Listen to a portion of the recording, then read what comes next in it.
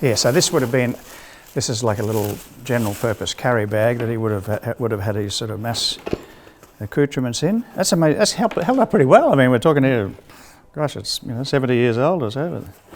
But they made things well in those days. What else have we got here? Oh, this is like a hip flask.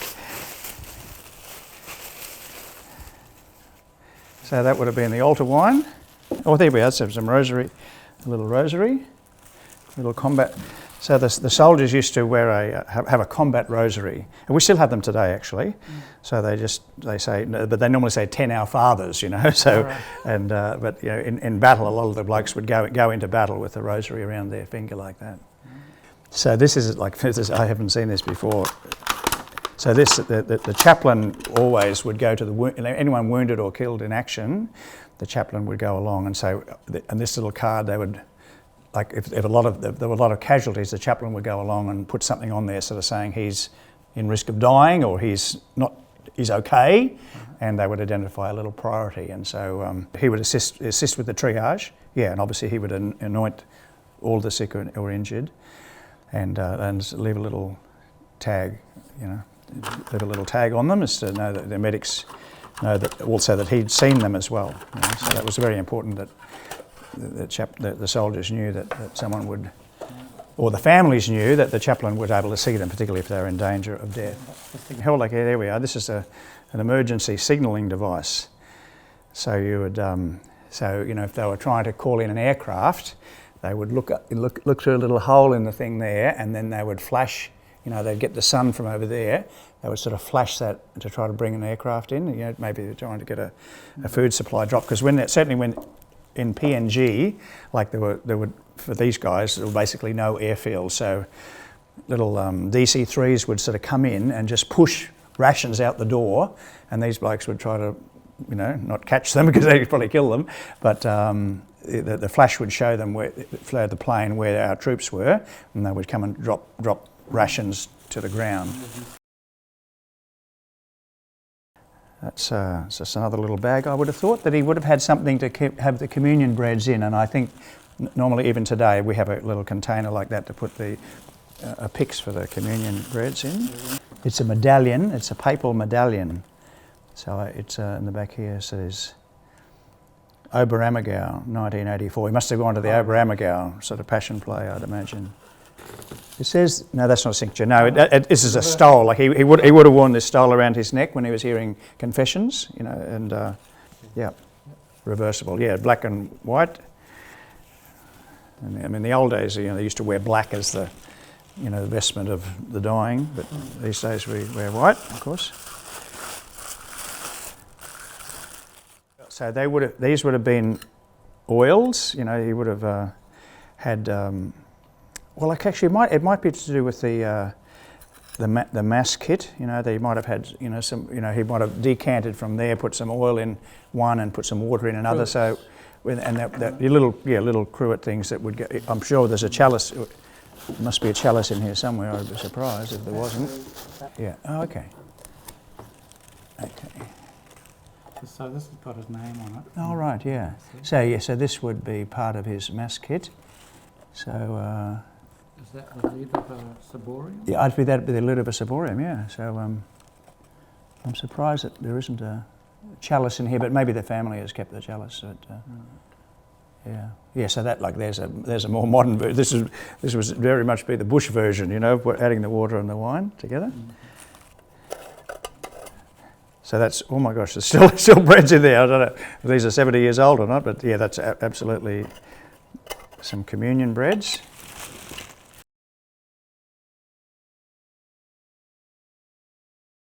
Oh, isn't that beautiful? So that's a little cross that he would have with an onyx sort of.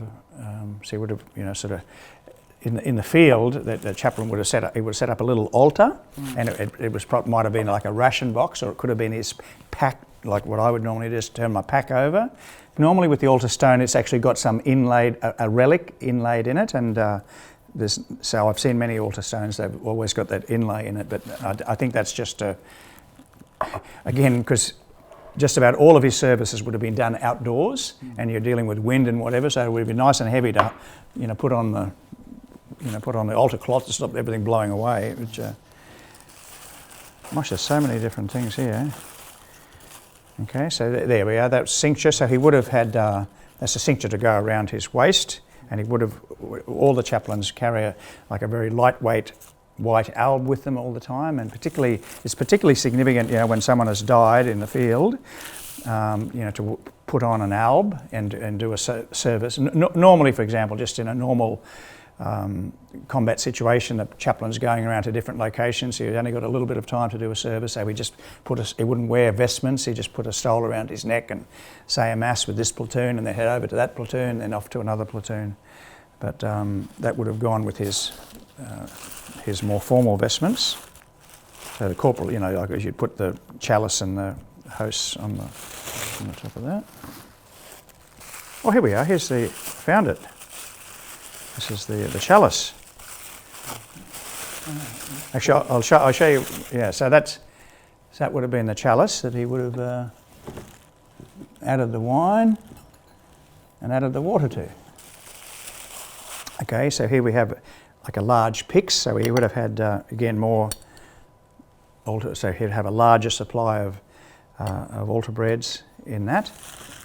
And there would have been times too, so it's quite possible that they would have been consecrated hosts, because there are many times when, there isn't time to say a mass, so he'd have something with consecrated hosts with him. So, going and visiting someone who's dying, so like the viaticum to the dying is to pray with them and to give them Holy Communion is for the journey of life. So yeah, some people imagine that the priests are just going and saying mass all over the place. Well, in combat, you sort of haven't got time to do that, particularly if people are dying around you.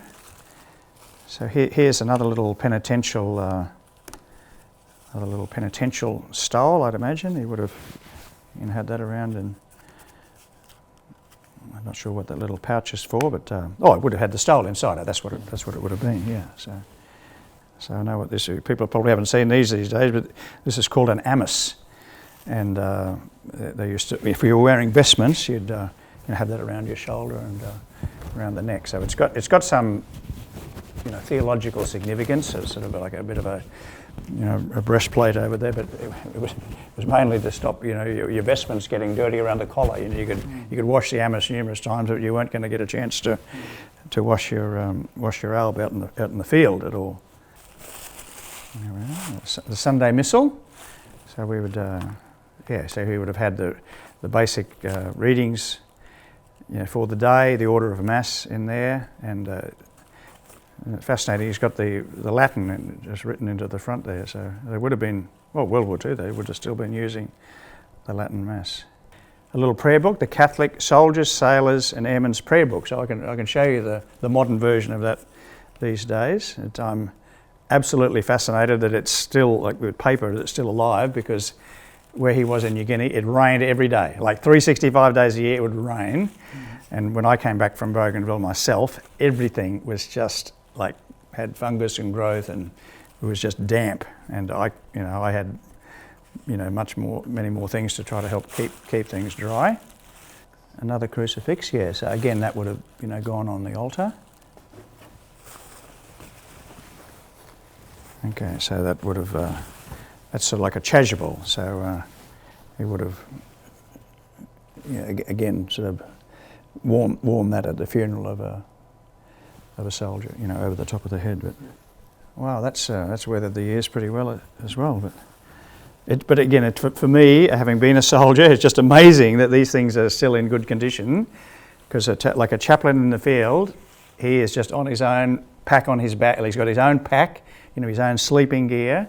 He's carrying that on his side, and day in, day out, getting rained on, walking through the mud, setting up at night, mud all over you. How he's kept all of this clean is just amazing. When you think this is going up and down mountains and rain and bombing, and like at Milne Bay, they're under attack from the Japanese ships at sea firing cannons at them and machine guns firing everywhere. So Patrick might show you a chaplain's kit today, just as a sort of something a little bit different. But this is the chaplain's kit that I carried with me, and Timor, Solomons, Bougainville, Iran, Iraq, and other places. But again, wherever you go, you're humping everything you're carrying, and it all adds a little bit of weight. We used to, when I was in the infantry, we used to cut our pencils in half, so there was minimising whatever weight we'd carry. But just a little stole there for the neck. Here, like his the Sunday Missal that you have over there. That's why I said that these days, so that's a little Catholic prayer book for the Defence Force. So it's got the order of Mass and a whole range of other prayers in there. But it's made out of this tear-proof paper, and it's waterproof paper. So the whole thing can be completely saturated, and you've still got the prayers that are in there. In here I've got a little a camouflage New Testament, which was greatly provided us by the Gideon Society, and so every soldier joining the Defence Force, or every soldier, sailor, airman, gets issued one of those for free. In here I've just got a few other aspects of communion. So I've got a sort of a large corporal there. Again, a ciborium, similar to that one. One thing that wasn't in the kit there, so we would normally always, it might sound really bizarre, to have a candle, and it's amazing if you're dealing with death and people that are grieving, to just light a candle just changes the whole atmosphere of things. So I'd always carry a candle and a lighter, and as things got even more modern, I've got these little electric ones. So you could turn, if it was too windy, you could sort of turn the electric one on as well.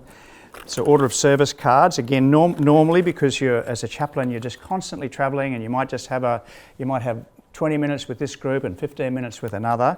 So I had a simplified order of service. And I actually still use these today. It's when I take veterans groups to Timor, and where they'd normally have it's just a little prayer card there. We'd have, we'd talk about making the sign of the cross. I'd have a scripture reading, and the veterans care inspiration, which is Spirit of the Lord is upon us, for He has anointed us to bring good news to the afflicted, etc. So we normally have that as a standard scripture reading, and then the Lord's Prayer, and then again the sign of the cross again. So even if you just had a little bit of time just to do something spiritual with the soldiers, or give out the cards, and I used to plasticise them there so that they wouldn't get washed in the rain. Here we are, pastoral care of the sick, so all of the rituals there for people that are very sick or dying, and we would pray, and also the prayers after someone has died, and so it's very handy to have that little ritual in there. It's got some good pastoral advice in that as well. And the final thing I'll sort of dig out of here is the modern day version of the cross, which is this one here is there's sort of the two versions of that, but this one here is sort of screw in so you can disassemble it. But so that's it, a small little chaplain's kit that I carried with me on many, and as the other chaplains would carry with them. But so in one sense, things haven't changed much, but it's still a particular need for for spiritual and religious ministry to soldiers. And I tell you, it always used to fascinate me how the atmosphere would change, particularly if I just get a stole out and put that on. The soldiers would sense that there was something, they've been dealing with some death and destruction, and something that was like totally otherworldly. It was like they'd come into a new space, and particularly to be able to receive Holy Communion. I mean, I know people go to Mass every Sunday, wanting nourishment, and probably for some people it can become just something sort of quite commonplace. But for example, when I was in Timor, like my battalion had about 20 different locations to go to, and I couldn't possibly get all of them every week, and sometimes people would be out on patrol for weeks on end. And so for people to receive Holy Communion, that was a really big deal for them, and people really appreciated that, and it absolutely was, food for the journey of life. And especially, obviously, as I've had to do a number of times, to give Holy Communion to someone who was dying. I mean, people would have heard, I was there with Jose Ramos Horta when he got shot in 2008, to be able to provide Holy Communion to someone in serious danger of death is really special. Thanks be to God, he survived. So, well, how about this? This is a true story. In 48 years in the military, I never met a single soldier who told me that he was an atheist or agnostic or didn't believe. Seriously, not one. And like in our broader society these days, people aren't particularly religious in the sort of classic sense, but every soldier I met, had some sort of faith, and it was amazing. I never had any disrespect from anyone, the fact that I was a Catholic minister or that I was a minister at all. The title we're given in the military is called Padre, and so the Padre has a special place.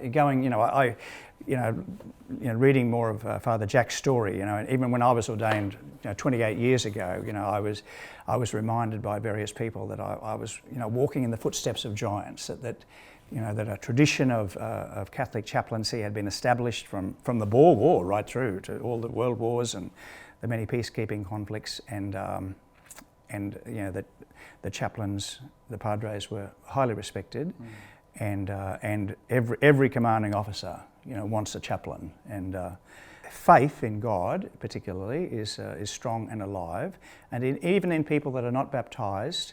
And even in people of other faith, like in the military these days, you'll meet people who are Islamic or who are Hindu or Buddhist, and they have an awareness of God. And I had a deployment to that tragic tsunami in 2005, and we had people from a number of faiths there, where we came together and did an interreligious service, because we had 10,000 dead bodies where I was in Thailand at the time, and we all prayed in our own particular traditions, but it was a unity. I mean, you might be aware that in Australia, chaplaincy has been the most.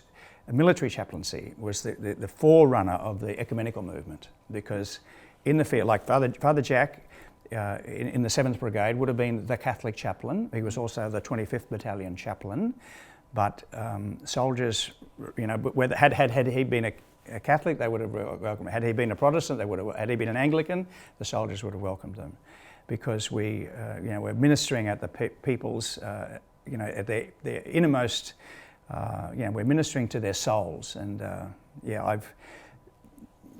people might be intrigued by this, but most people in society aren't too concerned about sort of what brand of Christianity that we might be associated.